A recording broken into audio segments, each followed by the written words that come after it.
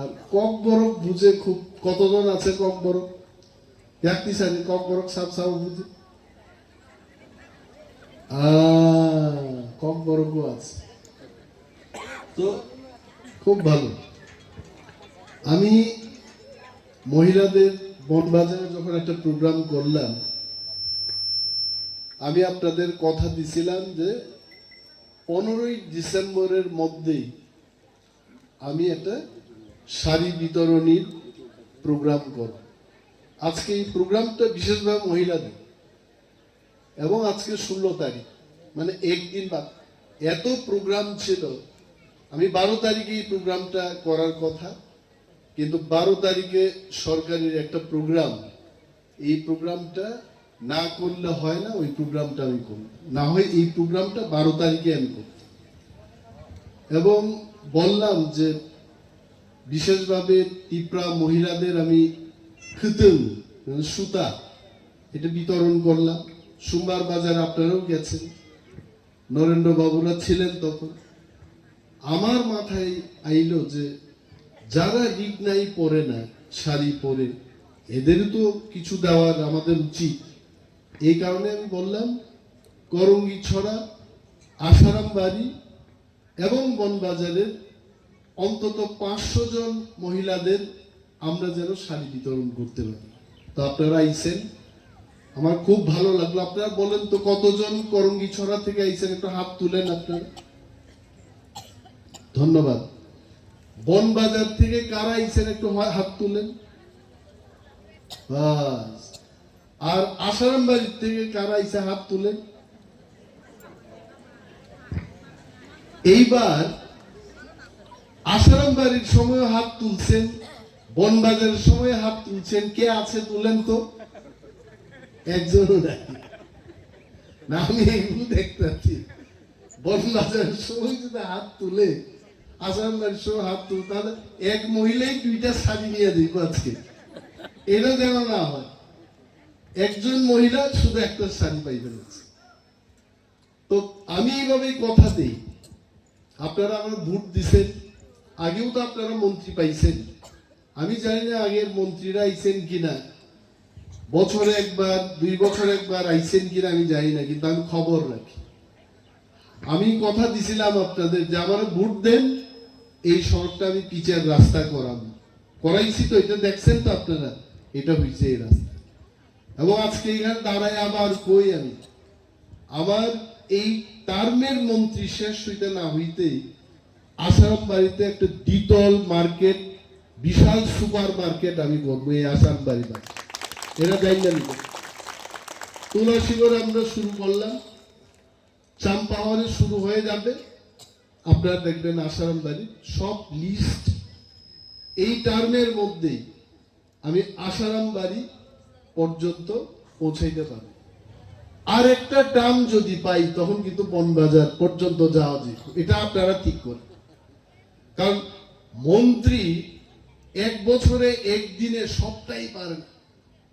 সরকার সবখানে এরকম দিতে হবে। আমাদের সরকার আমরা চেষ্টা করি যে ত্রিপুরার সব জায়গায় মার্কেট সেট হোক, ভালো মার্কেট হোক। আপনি দেখছেন না এই মার্কেট নতুন ডিজাইনের। আমি ইঞ্জিনিয়ারদের দায়িত্ব বসে কইলাম আসারাম বাড়ি যে বাজারটার নামে আমাদের কেন্দ্রের নাম, বিধানসভা কেন্দ্রের নাম, এই আসারাম বাড়িতে আমি একটু সুপার মার্কেট তৈরি করবই। এটা আমার মনের কথা।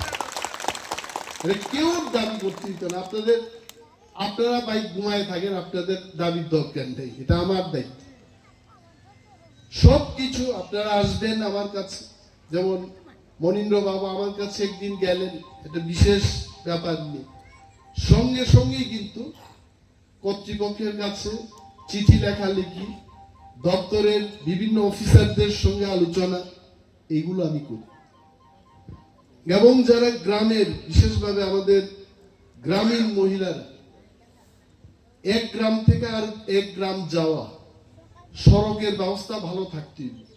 যদি না থাকে, আমাদের এখানে লোকাল লিডাররা আছেন। কমলরে আপনারা চিনেন, কমলের টাইটেলটা কি? কমল তেলেঙ্গা। এখানে তেলেঙ্গা কতজন আছেন একটু হাত তুলেন তো, হাত তুলেন। তেলেঙ্গা আপনারা জানেন আমিও তেলেঙ্গা, আপনারা জানেন না আমিও তেলেঙ্গা, আমিও আছি আপনাদের সঙ্গে। তো কমল তেলেঙ্গা এখানে আছে, শক্তি আছে এখানে, নরেন্দ্র বাবুরা আছেন।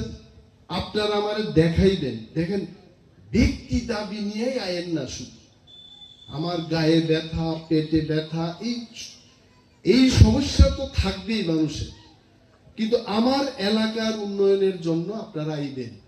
কি এলাকার উন্নয়ন? সড়ক ঠিক থাকতে হইব, পানীয় জলের ব্যবস্থা থাকতে হইব, ক্ষেতের মধ্যে জল থাকতে হইব। এখানে একটা বিশেষ দাবি উঠছে, কিন্তু আমি এটা মাননীয় মুখ্যমন্ত্রীর সাথে আলোচনা করলাম, বিশেষ একটা আউটপোস্ট দেওয়ার জন্য। কারণ এটা বর্ডার এলাকা, বাংলাদেশ থেকে অহরহ লোক আইতে চেষ্টা করতেছে। নাগরিকদের এটা কাজ, এটা সিকিউরিটি ফোর্সের কাজ, পুলিশের কাজ। আমি মুখ্যমন্ত্রীর কাছে বললাম যে আশারাম বাড়ি কিন্তু আমরা যদি এটাকে রক্ষা করতে না পারি, আপনারা বলেন আজকে যতজন এখানে আইছেন এর চাইতে 10 গুণ লোক যদি এখানে আইয়া বাড়িঘর তৈরি করতে শুরু করে, আজকে বাঁধাকপির যে মূল্য এটা 10 গুণ বৃদ্ধি পাই, এটা মনে রাখ। ওইটা আরেকটা দেশ, এটা আরেকটা দেশ। মনীন্দ্র বাবুরও তো আমি জিজ্ঞেস, আপনার বাবা কোনখান থেকে আইছেন? এই কাটা তারের বেড়ার পারে ইভেন্ট থেকে আইছেন, তাই তো পরিষ্কার ভাবেই ভয় পাওয়ার কি আছে? এক সময় এখানে আইছে মানুষ, রাজা মহারাজারাই আনছে এখান থেকে, আপনারা আসুন এখানে। কিন্তু এখন সরকার সিদ্ধান্ত নিছে আর ওই পারের থেকে মানুষ আনা যাবে না, এটা সজাগ থাকবেন আপনারা। এই কারণে আমি মুখ্যমন্ত্রী মহোদয়ের কাছে বললাম যে আশারাম বাড়িতে একটা আউটপোস্ট দরকার। কারণ ওই চাম্পাওয়ার থেকে পুলিশ আইতে আইতে এটা তো রাস্তার মধ্যে ঘুমায় আইয়ে পুলিশ, এরপরে তার চোখের সামনে দিয়া কে যায় এটা আর দেখে না। পারলে কোনার মধ্যে বয়া আর একটু রেস্ট করে হইতো বা যায়। আমি জানি না পুলিশের লোক এরকম করে কিনা, কিন্তু আমার কাছে এলাকার অনেক লোক এটা কইছে, দাদা বা স্যার চাম্পা হওয়ার থেকে আইয়া এরা ডিউটি ঠিক মতো করতে পারে না, এটা বাস্তব। তো এখানে এগুলোর দাবি আপনারা উঠাইবেন, আপনাদের পক্ষে আমি সরকারের কাছে উঠাবো। ব্যক্তি সমস্যা এটা থাকে।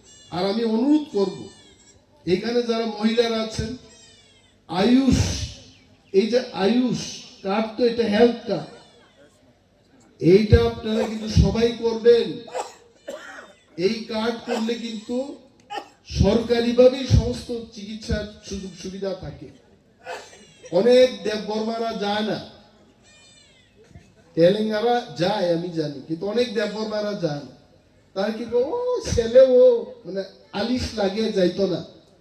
তো আলিশ লাগে যাইতো না, যখন অসুস্থ হইব তখন তো কার্ড দেয়, টাকা নাই, কার্ড বানানো।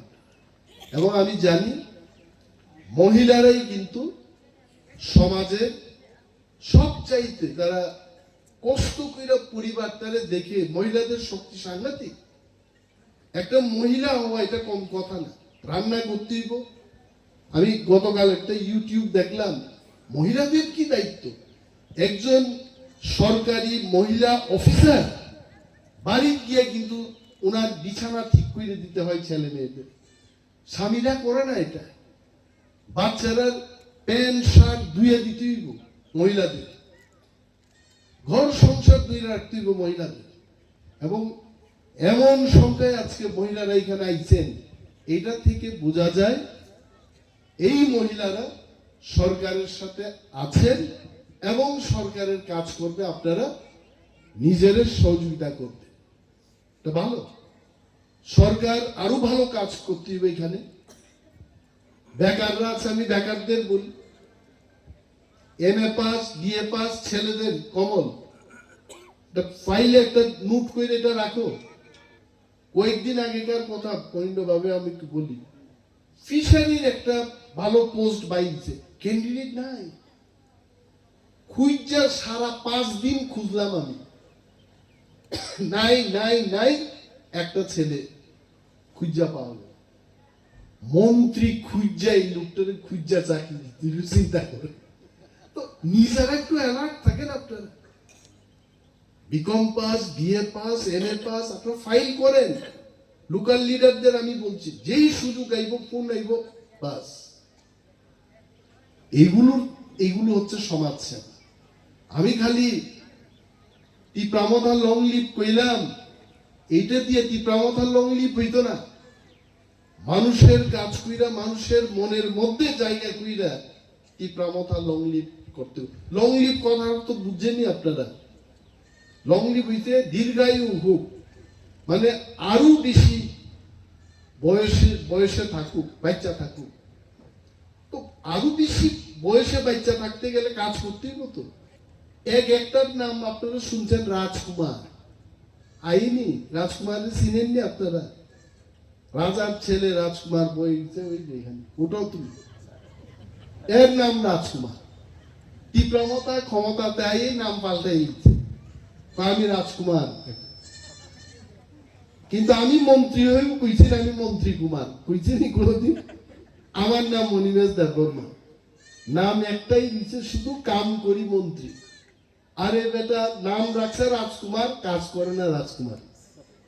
কাজ করতে, মানুষের কাছে যাইতেই, বুঝাইতেই।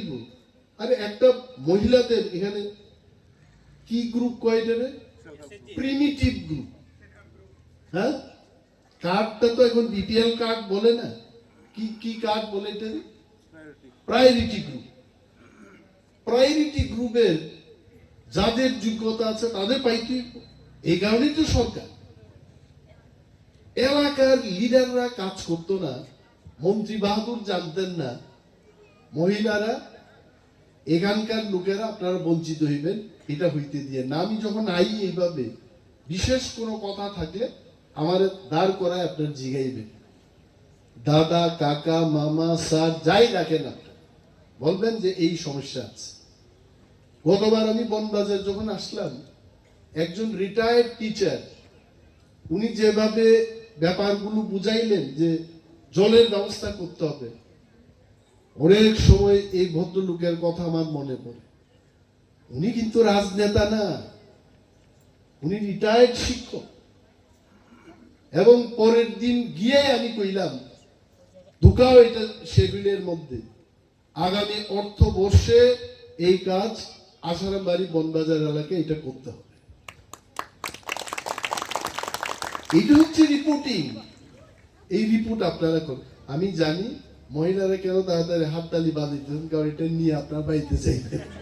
হ্যাঁ, আপনারা ভাবতেছেন তাই কেন বক্তৃতা শেষ করে না, কোন কালারটা জানি আমার পরে, এটাও তো আর একটা কথা। কারণ বিভিন্ন রঙের শাড়ি, এইতে কোন শাড়িটা আমার, এটাও তো কথা। এমনও তো হইতে পারে একটা টার্গেট করে রাখলাম, এটা দেওয়া হয়েছে আরেক মহিলার, এটা হইব কিন্তু আজকে। আর যদি আমি কই যে যার পারেতে নিয়ে যান, বিপদ, এটা কইলেন না। লাইনের পর লাইন, লাইনের পর লাইন এইভাবে নিবেন। আপনাদের জন্যই আসলাম, একটু দেরি হইল, আর একটা প্রোগ্রাম ছিল এখানে, আমার খুব ভালো লাগে। এবং এটা আমার কথা, কি কইলাম আপনারা মনে রাখবেন। কাজ আমাদের করতে, অনেক কাজ করার বাকি। আপনাদের সমর্থন আমার দরকার, একসাথে থাকবেন, সমর্থনে থাকবেন, কাজ করবো। আর বিশেষ কিছু বলছি না, এই কয়েকটা কথা বলেই আমি আমার বক্তব্য শেষ করছি। জয় হিন্দ।